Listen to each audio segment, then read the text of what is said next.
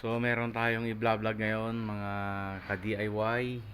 Itong ating makina ay merong problema.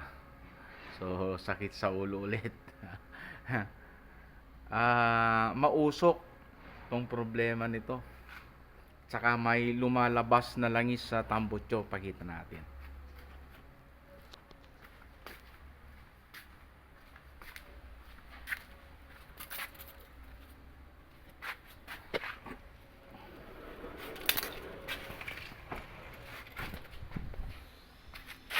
Ito oh.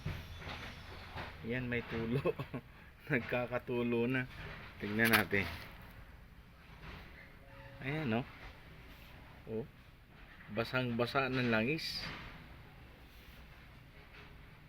Ayan oh. Talagang grabe oh. Oh, tutulo. Oh.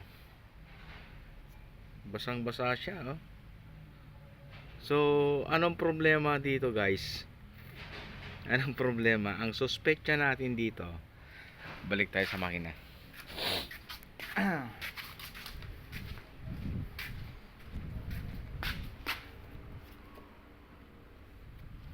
So, ang suspectya natin dito, batay sa aking panonood dyan, dito sa YouTube ay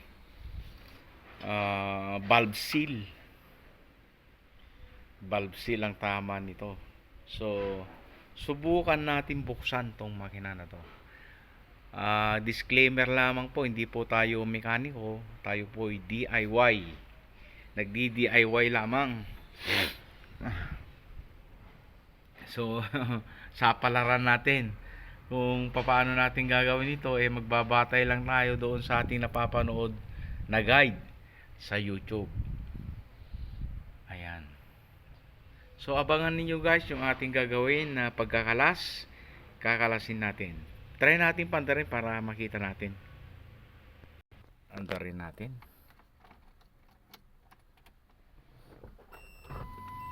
Oops. Andarin natin. Heater pa natin.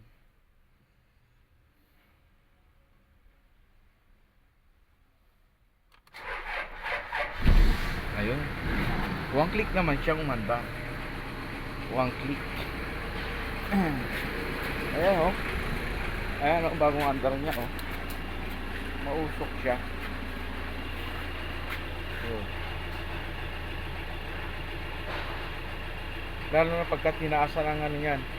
Tinaasan ng idle niya.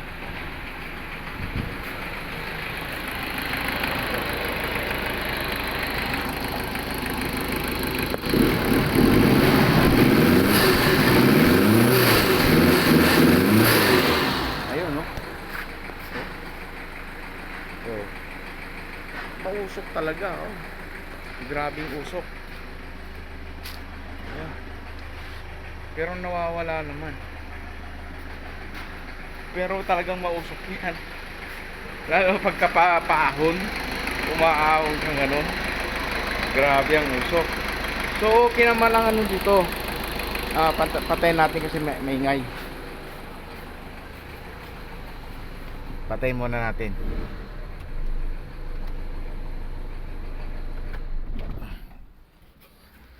So sa obserbasyon natin dito sa ating makina, okay naman. Maganda pa rin ang hatak niya, hindi nagbago. So ang ano lang natin ay talagang mausok siya at saka kumukonsumo siya ng langis. Lagi akong karga ng langis diyan. Kaya ang desisyon natin ay buksan natin to kung ano yung ating makikita dyan. So nag-order na tayo nung valve seal. Hintayin natin pagdating baklasin na natin. So ayan guys, tama ba yung ating suspetya na ang tama nito ay valve seal? Paki-comment po sa baba. Baka sakaling mga viewers natin may mga professional o mga mekaniko, maturuan po tayo. Tayo po hindi mekaniko, tayo po ay nagdi-DIY lang. So gagawin natin ito base sa ating mga napapanood sa turo ng mga mekaniko sa YouTube. So antayin natin. Gagawin natin 'yan.